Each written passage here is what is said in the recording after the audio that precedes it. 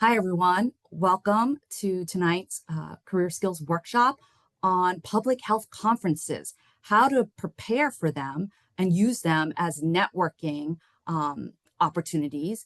And especially, this is like a pep rally for the upcoming APHA conference, to which we have people that will be attending and presenting there. And so we'll be recording this event so that way you can have access to it if there were things that came up and you want to look back over it, or if you drop off for any reason and come back in. And just an outline of what we're going to be going through today. We have a brief presentation with some prep resources, but the feature for tonight are four very special alumna who have come back to share their stories. They have presented at conferences and attended a number of conferences and will tell you about their experiences and tips on how to make the most of this unique opportunity for networking and growing your public health portfolio. We'll also have a chance for you to network directly with them and ask them questions in breakout rooms. And then we'll gather back together for a debrief, along with just some closing best practices and some PSAs. And so kind of like as we think about the alphabet soup of industry professional associations and public health being so broad that not only is there APHA, which is the American Public Health Association that covers so like everything, but you've also got more niche ones like NEHA, the National Environmental Health Association, or CSTE. The E there stands for epidemiology. I think it stands for something like Council on Special Territories of Epidemiology. We also have an organization that holds an annual event called with the Society for Health Communication.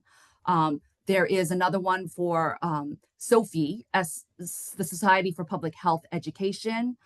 There's also others for those that are interested in hospital administration, the Healthcare Leaders of New York, which is the local chapter of the National ACHE chapter for healthcare executives. And then there's like other nonprofit organizations like Sisters in Public Health. And so many people who work in the same industry or career field have places like kind of like, you know, in schools, we have clubs and organizations. These are the clubs and organizations that, like, if you work at a hospital or if you work at a company, but you still want to be involved in an association, these professional associations are the place to be to rub elbows and get to know other professionals that have the same interests as you. And so, you know, the highlight of the one that we're going to be referring to today will be the APHA conference, since that is coming up in just next week in Washington, D.C. Now, the APHA annual conference, they change locations every year.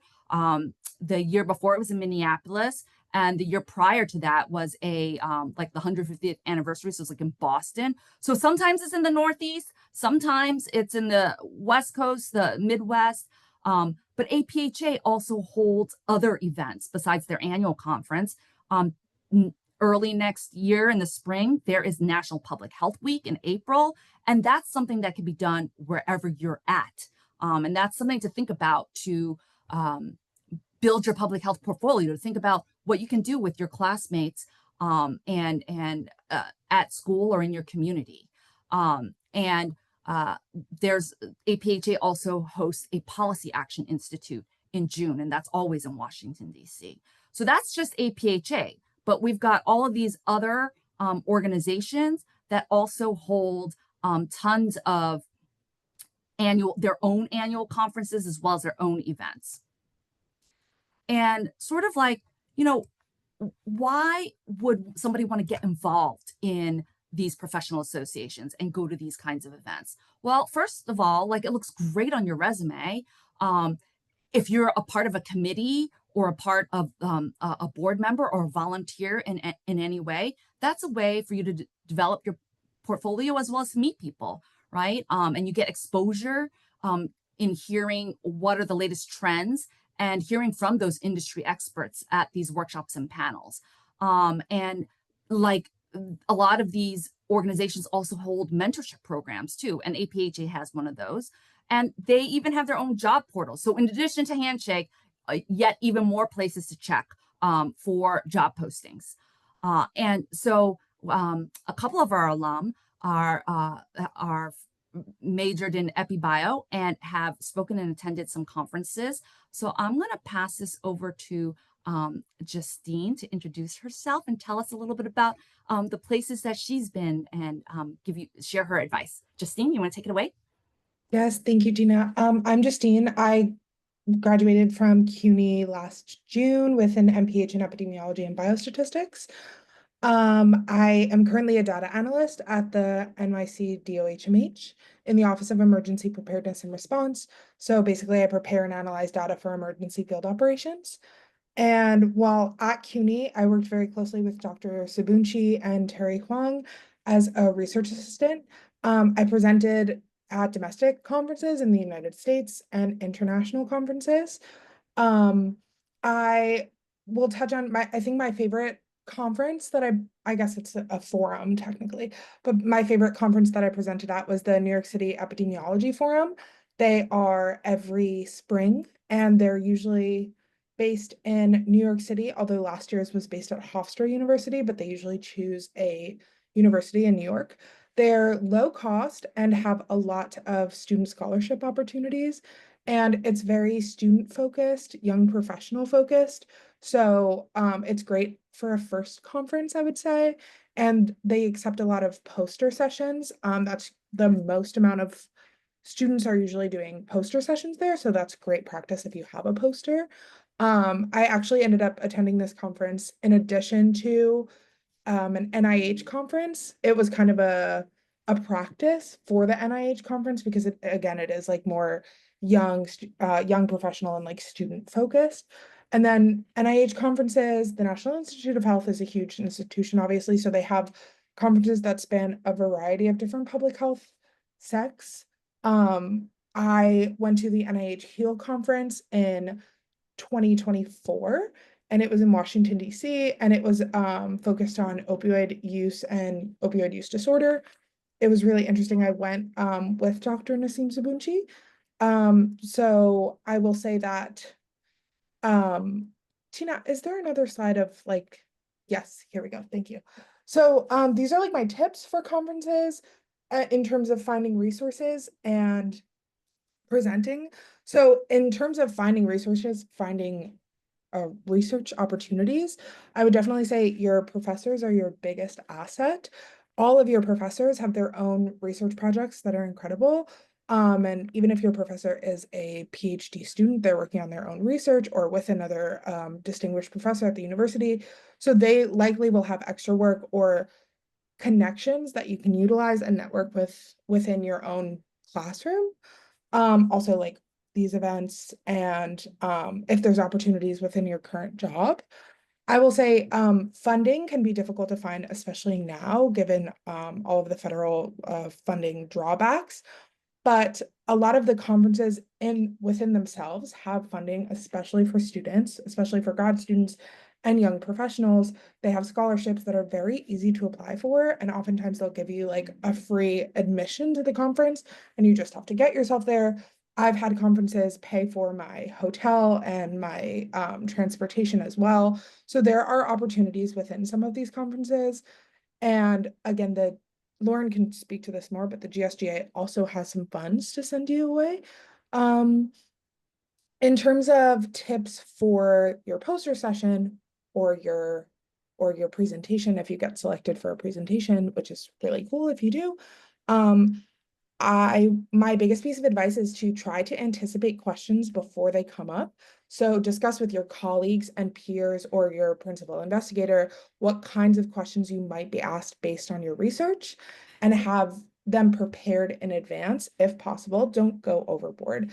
I will say practicing with a non-technical audience can be really helpful. Like I sat my father down and showed him my poster and he was like, "What is this?" And I explained it to him in layman's terms. And it was beneficial for me because I could really break down my research in a way that anyone could understand it and not someone who's maybe just like really super involved in this work. And my biggest piece of advice, I would say, is you know your research better than anyone else in the room, besides maybe the PI on the project. But don't be too intimidated by titles or people who've been in research for 25, 30 years, because they haven't worked on your poster or your presentation the way that you have. So you know a lot more than you think you do, and be confident and friendly. Don't be intimidated by the fancy labels. That's my biggest piece of advice. Thank Thank you, Justina. I love that note for confidence as well. Um, and Lauren, please tell us about your experiences at conferences and tell us a little about yourself. Thank you.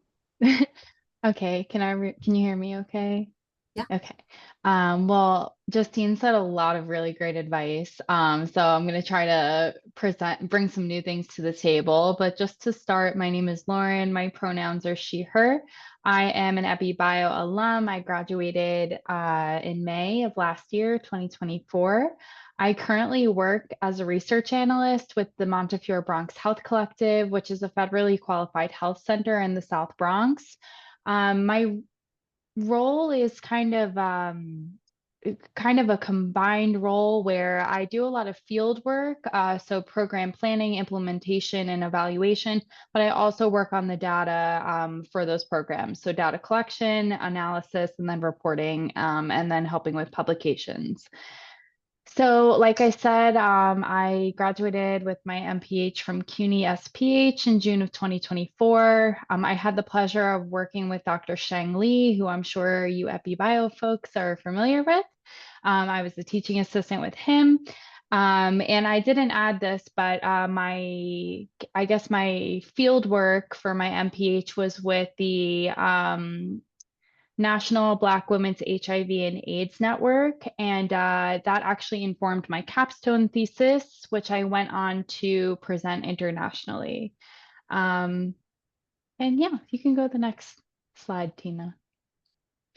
So I guess just to talk on conferences. So I've only presented at one conference, which was internationally. It was my first one. I was very nervous, but it was a great experience. And that was the Fast Track Cities Conference in Paris. And that is the International Provider Association on AIDS Care. And actually, the way that I got involved was if you've heard of Dr. Elizabeth Kelvin, if anybody has her right now, she would let us know about conferences coming up in the coming months. And I had seen this conference coming up, so I actually just independently submitted my abstract and it was accepted for a presentation. Um, and then the second conference, I didn't present that, but I did attend, is called NICE Ring or NYC Ring. And this is primarily focused on research with primary care. Yeah, I guess primary care clinics and quality improvement. So this really stems from where I currently work and the research that we're currently doing. So that's how I got involved there. And just to say that they are accepting abstracts, I believe for the next conference. You could submit a current research project or something that's not finished or something that is completed. They just want to really see like what you're doing. And they always have a number of topics that they're looking for their abstracts, of course. So yeah, I guess I kind of skipped ahead without you skipping. So anyways, just to, I guess, give you some advice for your presentations and future endeavors. Justine talked on confidence. So I just really want to reiterate that and also say that your audience still may not understand your research as clearly as you may present it. But confidence tells them that they can trust you. You know what you're talking about, and you do. You do know what you're talking about. You have done your research and you have put in a lot of work to get where you are. So just believe in yourself. You don't have to fake it. Just you know that you're supposed to be there and you put the work in. Second would be to, while you're there, learn about others' research. So this is really on reciprocity. So it's cool to know what everybody else is doing. And you want to do for others what you want done for you. So you would like people to be interested in your research and maybe ask you questions, maybe not difficult questions, but I think it's really part of fostering the culture that's at a conference of sharing and listening and learning. And the last thing I would say is to just see this as a stepping stone in your journey. So it's unlikely that what you present will become the focus of your career, and it might, but it may not, and that's okay. But really, what you're doing is you're feeding your professional development in so many ways by engaging in this experience. So just see it as a part of your journey. Wow, Yeah. there was so much in there. Thank you, Lauren. And like kudos to like taking the initiative to just submit your abstract independently after hearing your professor talk about all of these different conference opportunities, right? So like if you have a class with Professor Calvin or any of the other professors that were mentioned, like pay attention to these conferences, like who's Mm-hmm. gone there. Probably an SPH alum has been there in those shoes, and that could be you next.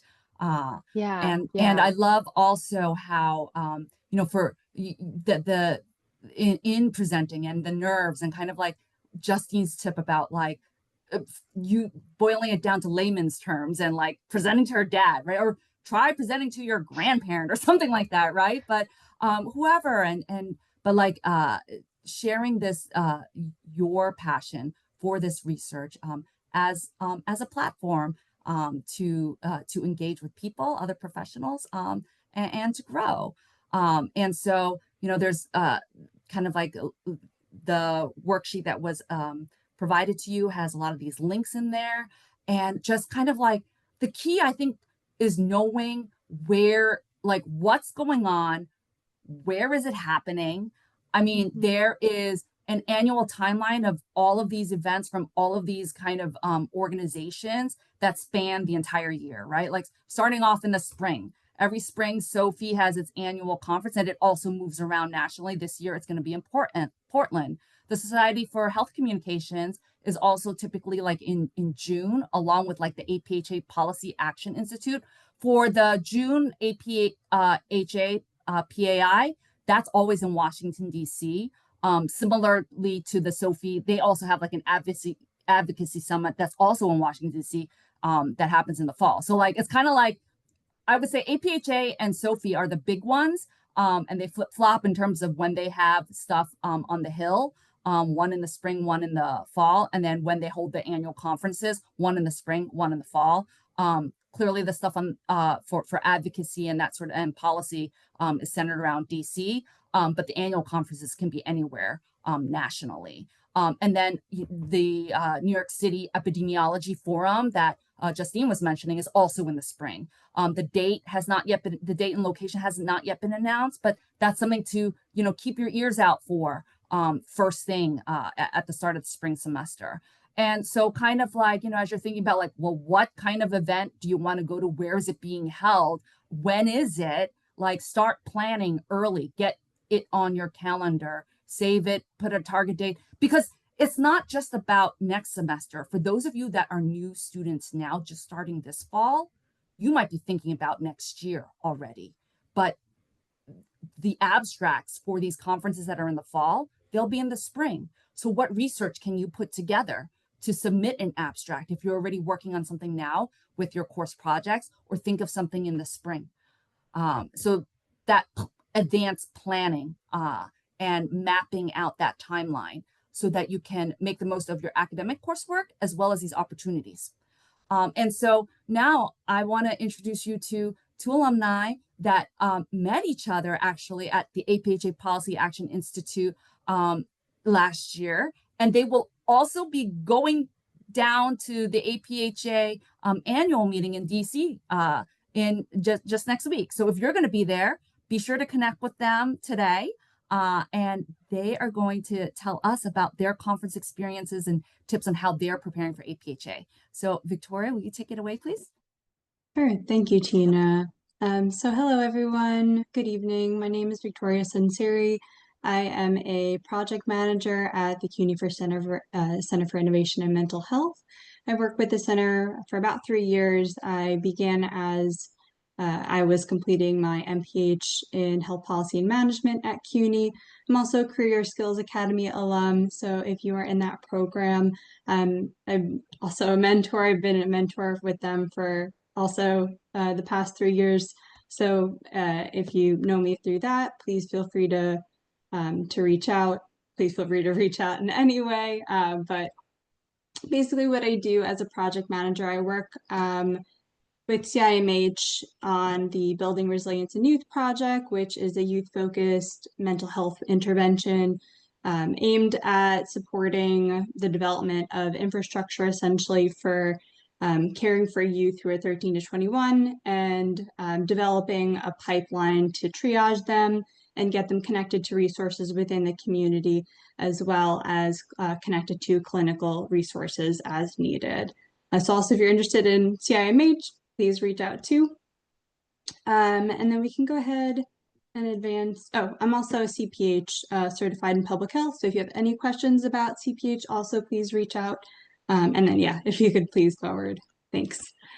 So I haven't presented at a conference in a long time, actually, since I was an undergrad, but I've been to a few conferences and workshops and have been engaged in many professional development opportunities. So here are just a few highlights. As Tina mentioned, I attended the Policy Action Institute. Actually, I attended that in 2023. And that was where I met Stephanie, who you'll hear from in just a minute after me. But I received funding through CUNY GSGA, specifically the Professional Growth Award. So if you haven't heard of that, please, I would recommend looking into that further. They funded the entire cost for me to attend, including travel and registration. So great resource to tap into. 2024, I attended a strategic collaboration workshop, which Tina has also provided the link to that. There are still ongoing workshops that are offered, but I received funding through the Population Health Innovations Lab to go there. And then 2025, which is this year, I will be at a APHA conference, and I received funding through the Community Health Planning and Policy Development Section Award. So I will be receiving reimbursement for my registration fees after the conference from that specific member section. And if you don't know what a member section is, I highly encourage you to look at the APHA new member recording, add sections. If you are not already a part of them, I'm part of CHPPD as well as the mental health section. So anything that you're interested in, CUNY SPH gives that as a gift to you for free. You have a free APHA membership. Please take advantage of it. I pay for it out of pocket now as an early career professional. So, and I continue to really use it and grow on the momentum that I had created when I was still a graduate student. So definitely take advantage of things when they're free though.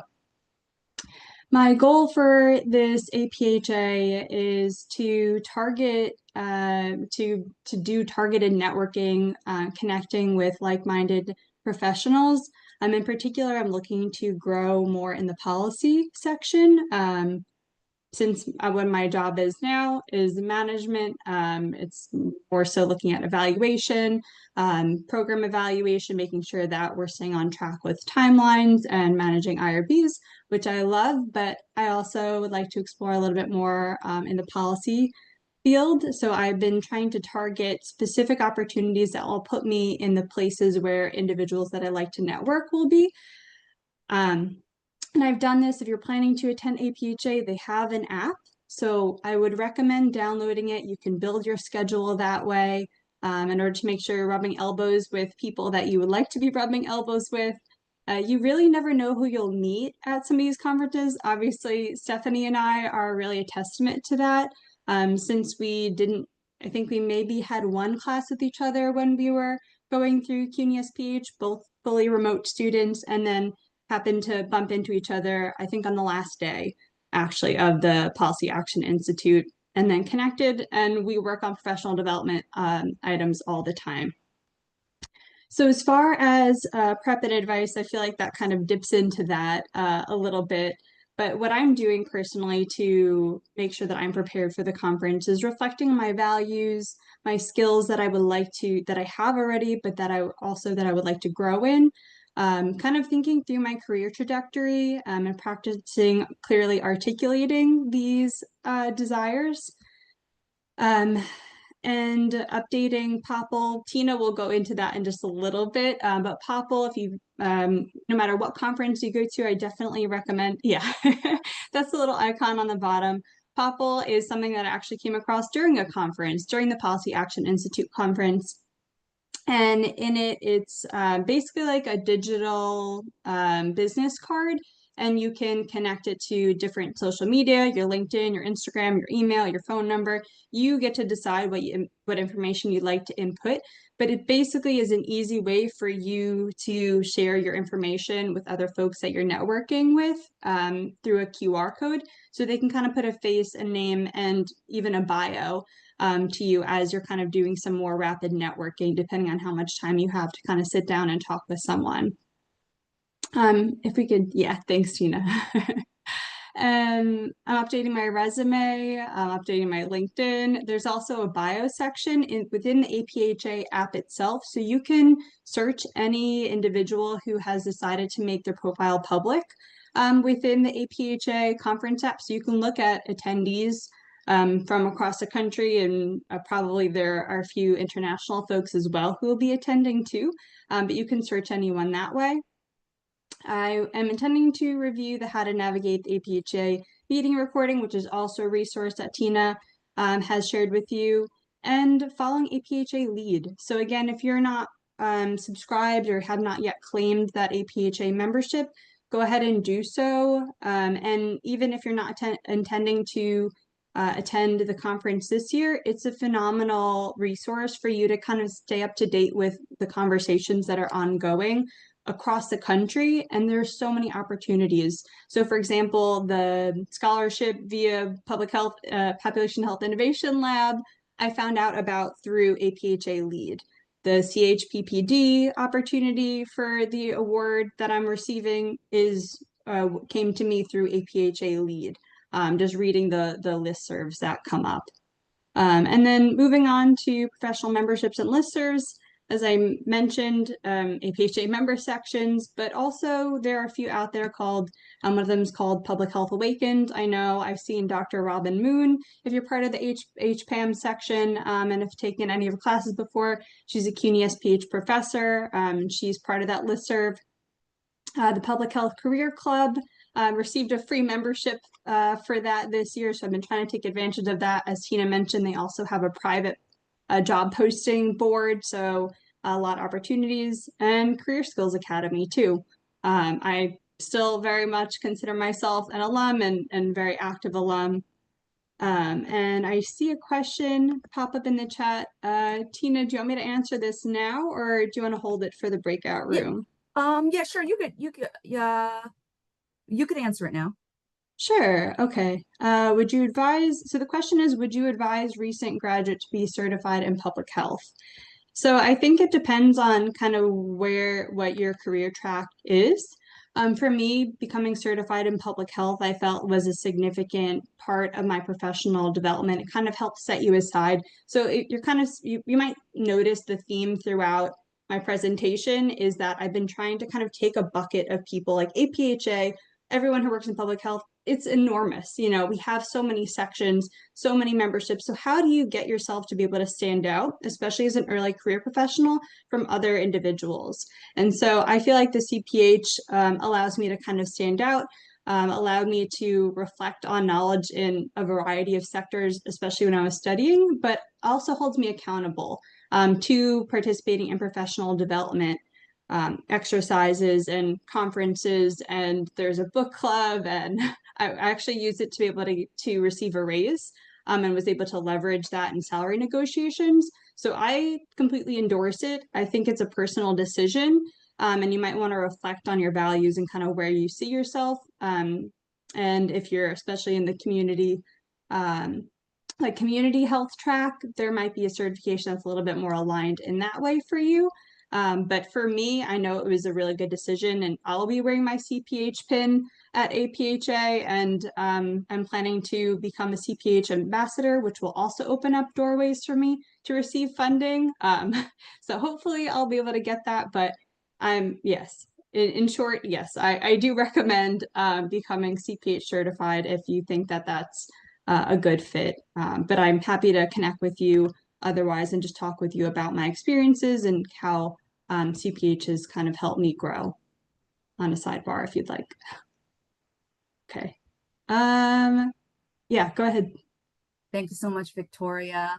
And now from Stephanie, tell us a little bit about yourself and like your conference experiences.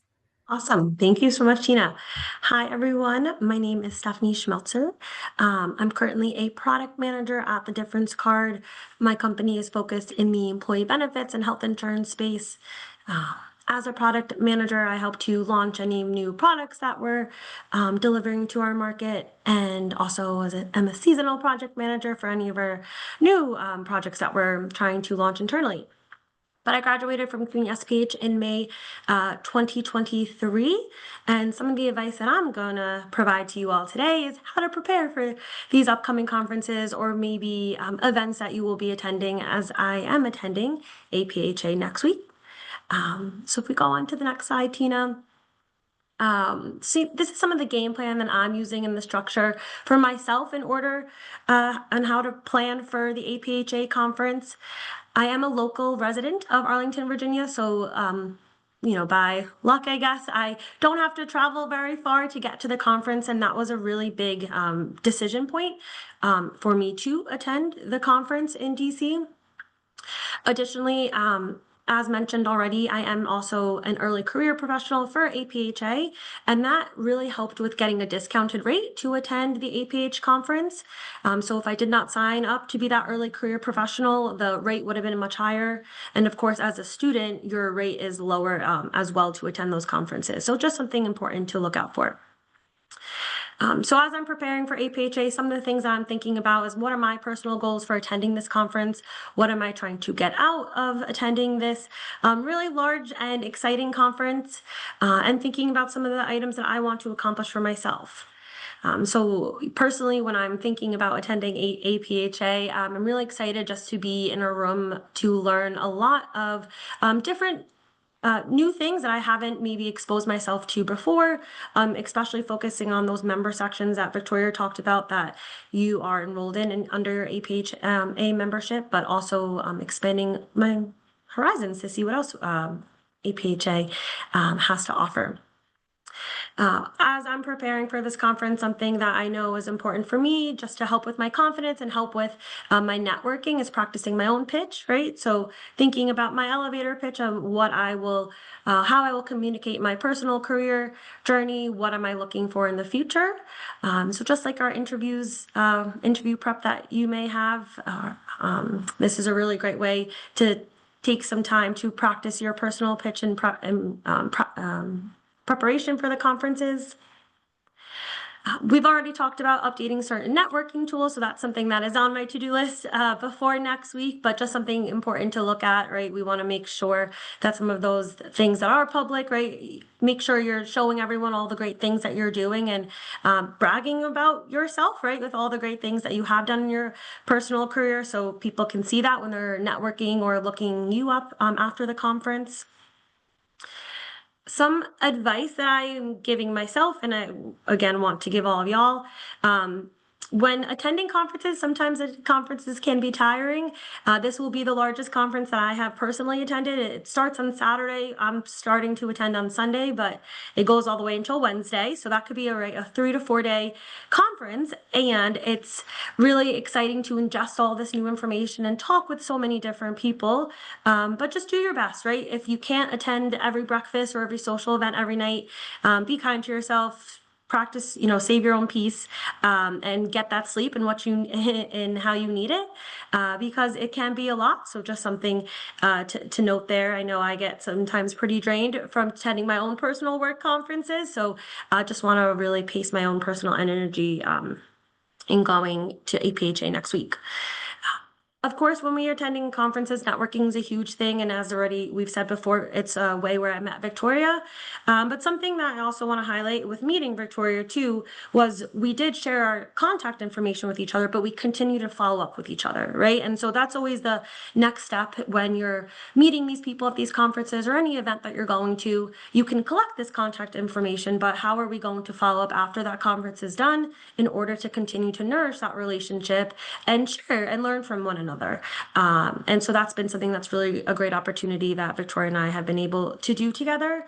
And then something I know I'm personally going to challenge myself when trying to network with others, making sure I'm keeping note of all the people that I do want to follow up with, some key themes or ideas that I need to remember, right, for each of these new people that I'm meeting, because you can be meeting so many others. So how am I organizing that information appropriately? And then with networking in general, sometimes it can be scary.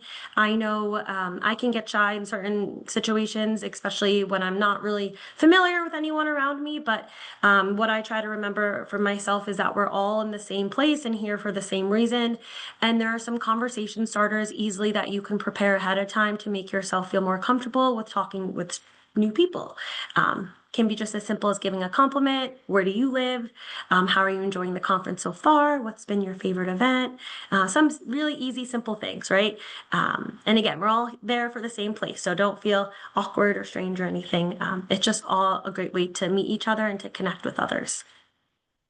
And then the last thing I'll say, I know with a big conference like this, there again can be a lot of takeaways. So making sure personally that I'm organizing my takeaways that I need, want to remember in a way that who I need to follow up with and what is some of the information, new ideas that I've gotten from this conference that I want to continue to learn on after the conference is completed. So just some great little tips that I'm doing for myself.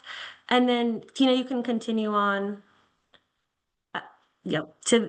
Quickly, this is a slide that was summarizing some of the benefits from when I attended the Policy Action Institute 2 years ago. Just really great opportunities for any of us, when you're attending a conference or an event. Maybe there's an event on Eventbrite, right? Something free in your local community.